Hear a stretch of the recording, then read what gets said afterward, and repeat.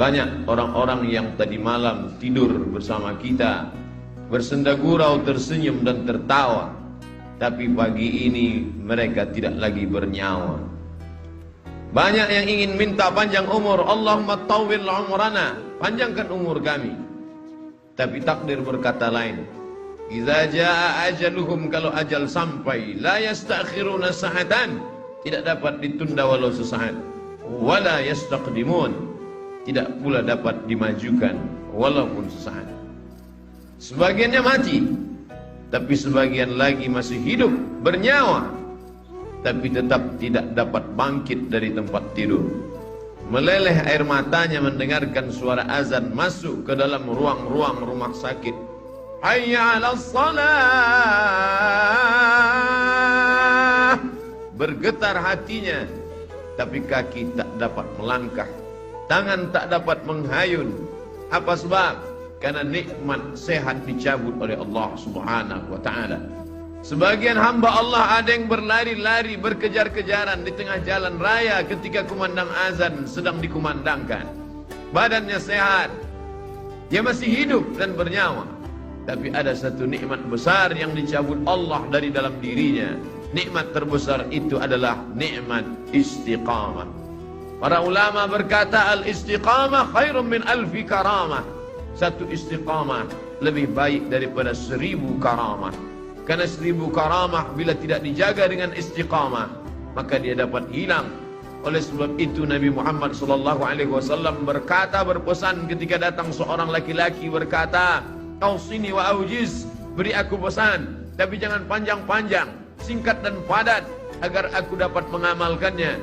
Nabi hanya berkata satu pesan, "Qul," katakan, "amantu billah, tsumma istaqim," katakan aku beriman kepada Allah, setelah itu istiqamahlah. Alhamdulillah, siang hari ini ketiga nikmat itu masih ada dalam diri kita. Nikmat hidup, masih bersemayam ruh di dalam jasad. Nikmat sehat, kita masih bisa meringankan langkah, menghayunkan tangan datang ke rumah Allah. Nikmat istiqamah, sampai hari ini hati masih tetap bergetar ketika nama Allah dikumandangkan. Wa idza tuliyat 'alaihim ayatuhu zadatuhum imana. Ketika ayat-ayat Allah dibacakan, bertambah iman mereka. Kenapa demikian? Karena masih ada modal utama, la ilaha illallah Muhammadur Rasulullah, maka amal soleh sebagai tambahannya. Imam Muslim membuat satu bab dalam kitab Sahih Muslim. Al-iman yazid wa yanqus. Iman bertambah dan iman bisa berkurang. Kapan iman bertambah? Berada di tempat yang paling baik, berkumpul bersama orang-orang baik, mendengarkan kata terbaik, dalam ibadah yang paling baik, tempat yang paling baik, masjid, bersama orang paling baik, orang beriman, di tempat yang paling baik, waktu terbaik, hari Jumat, dan mendengarkan kata-kata terbaik, kalam Allah dan sabda Rasulullah sallallahu alaihi wasallam. Maka saat ini iman sedang sepenuh-penuhnya berada di tempat yang tidak baik, bersama orang yang tidak baik, dalam keadaan yang tak baik, dalam perbuatan yang tidak baik, maka iman berkurang, bahkan bisa hilang sama sekali. La yazni zani hina yazni wa huwa mu'min. Orang beriman tidak akan berzina kalau ada iman dalam dirinya. Wa la yasriqus sariqu hina yasriqu wa huwa mu'min. Pencuri tidak akan mengambil harta orang kalau ada iman dalam dirinya. Wa la yazni zani wala yashrabu syaribu hina yashrabu huwa mu'min. Peminum khamar, pecandu narkoba tidak akan menggunakan khamar kalau ada iman dalam dirinya. Lalu Ikrimah, murid Sayyidina Abdullah bin Abbas radhiyallahu anhu bertanya kepada Nabi sallallahu alaihi wasallam. Ketika hadis itu disampaikan oleh Nabi, didengar oleh Abdullah bin Abbas. Ketika Abdullah bin Abbas menyampaikan hadis itu, didengar oleh Ikrimah. Ikrimah bertanya, "Ayunza'ul iman?" Ayunza'ul iman, apakah iman bisa tercabut? Apakah iman bisa lepas dari badan? Lalu kemudian syabbaka baina asabi'ihi, Abdullah bin Abbas menjalinkan jari jemarinya. Thumma naza'ahu, kemudian dia lepaskan. Lalu dia berkata, hakadha yunza'ul iman, beginilah iman terlepas dari badan. Hina taba, ketika orang itu bertobat, ada, maka iman masuk lagi ke dalam badan. Alangkah meruginya orang-orang yang beramal saleh, mulutnya senantiasa qomat kamit berzikir, hartanya dia pakai untuk berinfak, berzakat, berwakaf, bersedekah, berjihad fisabilillah, tapi tidak ada istiqamah, maka mati dalam keadaan malaikat maut mencabut nyawanya. Ketika itu iman tidak ada dalam dirinya. Wa qadimna ila ma 'amilu min 'amalin. Saatnya nanti datang malaikat membawakan amal-amalnya. Ini anak yatim yang kau sekolahkan, ini panti jompo yang kau bangun, ini infak, zakat, wakaf, sedekahmu. Faja'alnahu haba'an mansura. Tapi kami jadikan amalnya itu seperti debu yang ditiup angin, tak bermakna di hadapan Allah. Mengapa? Karena tidak ada iman. Itulah yang membedakan orang beramal soleh dengan tidak beramal soleh. Illalladzina amanu, kecuali orang yang beriman, wa amilus salihati, dan beramal soleh. Berapa banyak mereka membangun tempat-tempat sosial, panti-panti menampung orang miskin susah melarat, tapi tak bernilai hampa di hadapan Allah.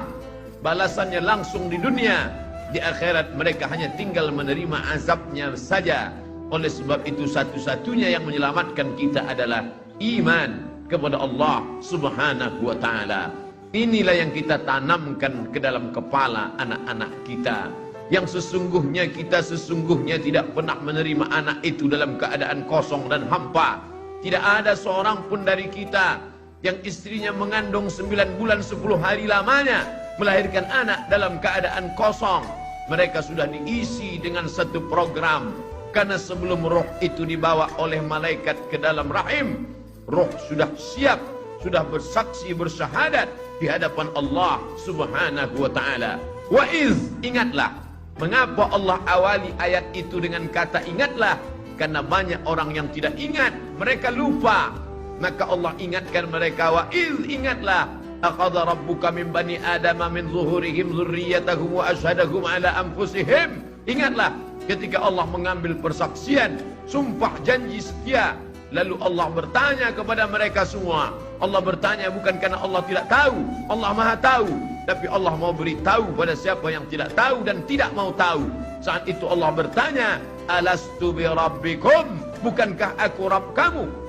Semua roh waktu itu menjawab, bala syahidna, ya kami bersaksi engkaulah Rabb kami ya Allah.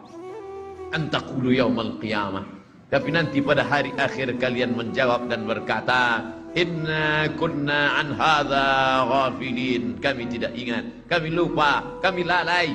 Ketika sampai ke dunia kau sembah batu berhala, sampai ke dunia kau bersembah binatang, sampai ke dunia kau sembah binatang yang melata, tidak dapat memberikan bantuan pertolongan, tidak dapat menolak mudarat, tidak dapat mendatangkan manfaat. Itulah nasib orang-orang yang lupa. Maka dikirimkan Allah Nabi demi Nabi turun. Adam, Idris, Nuh, Saleh, Ilyas, Ilyasa, Zakaria, Musa, Yahya, Isa, Daud, Sulaiman, Ayub, Zulkifli. Maka mereka semua menjelaskan tentang satu konsep. La ilaha illallah, la ma'buda bihaqqin illallah. Tidak ada yang sebenar-benar hak untuk disembah kecuali Allah Subhanahu wa ta'ala. La mahbuba bihaqqin illallah, tidak ada yang benar-benar dicinta kecuali Allah. Cinta kepada anak, anak akan durhaka. Cinta kepada pasangan hidup, mereka akan mati meninggalkan kita. Cinta kepada harta, harta akan binasa. Cinta kepada kuasa, kuasa akan sirna. Maka tumpahkanlah cintamu kepada Dia yang tak pernah berakhir dan maha sempurna. Siapa Dia? Allahu la ilaha illa huwa. Bagaimana Dia? Al-Hayyu, Dia maha hidup. Al-Qayyum, Dia maha mengatur. Dia tidak hanya sekedar hidup, tapi Dia juga mengatur segala kehidupan. La tasqutu min waraqatin illa ya'lamuha. Tidak ada satu daun pun yang gugur melainkan dalam pengetahuannya yang sempurna. Apakah Dia mengawasi aku? Apakah Dia melihat aku? Apakah Dia senantiasa memandang? La ta'khudhuhu sinatun wala naum. Dia tak pernah mengantuk, Dia tidak pernah tidur. Kalau takut berbuat dosa karena atasan, atasan akan tertidur. Kalau takut berbuat salah karena orang tua akan mengantuk. kalau takut berbuat zalim karena orang lain petugas keamanan, maka mereka pun akan meninggalkan kita. Tapi kita takut karena dia, la ta'khudhuhu sinatun wala naum. Berkuasakah dia? Sehebat apa kekuasaannya? Lahu ma fis samawati wa ma fil ard. Apa yang ada di langit, apa yang ada di bumi, semua milik dia. Tu'izzu man tasha, siapa yang mau kau angkat setinggi-tingginya. Wa tudhillu man tasha, siapa yang mau kau hinakan, kau rendahkan, kau jatuhkan serendah-rendahnya. Biyadikal khair, dalam genggaman kuasamu ada segala kebaikan ya Allah. Lalu kemudian siapa yang bisa memberikan pertolongan dan bantuan? Man dzalladzi yashfa'u 'indahu illa bi'idnih. Semua dengan izinnya. Tanpa izinnya tak ada yang berlaku di atas muka bumi Allah Subhanahu wa ta'ala. Lalu kemudian setelah itu berpikirlah manusia yang lemah, hina dan kotor itu, apakah ada kuasa selain daripada dia? Tidak ada yang berkuasa kecuali kuasa hanya dia saja. Huwal awwalu, dia yang pertama. Huwal akhiru, dia yang terakhir. Tapi dia tak berawal dan tidak berakhir. Semua yang berawal dan berakhir akan binasa. Mengapa dikatakan dia yang pertama? Sebelum ada alam semesta, dia sendirian sudah ada. Maka dia katakan huwal awwalu. Mengapa dikatakan huwal akhiru? Dia tidak pernah berakhir. Makna al-akhiru, ketika semua alam semesta binasa, bahkan malaikat mencabut nyawa itu pun juga akan mati, maka tinggallah dia sendirian. Huwal akhiru. Saat itu dia berkata, ainal jabbarun, mana orang-orang yang sombong? Ainal jabbarun, mana penguasa-penguasa yang angkuh? Hari ini tidak ada kekuasaan. Itulah yang kita katakan setiap selesai salat, la ilaha illallah wahdahu la syarikalah, lahul mulku, hanya dia saja yang punya kuasa. Walahul hamdu, hanya dia saja yang layak dipuja dan dipuji. Yuhyi, dia menghidupkan. Wa yumit, dia mematikan. Wa huwa ala kulli syai'in qadir, dia kuasa atas segala sesuatu.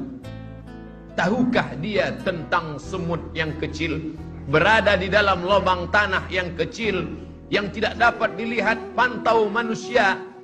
Maka dia sendiri berkata tentang dirinya, ya'lamu ma baina aydihim wa ma khalfahum wa la yuhituna bi syai'in min 'ilmihi illa bima syaa. Bagaimana kekuasaannya? Wasi'a kursiyyuhus samawati wal ard. Beratkah dia mengatur alam semesta ini? Susahkah dia mengendalikan makhluk beserta isi dunia ini?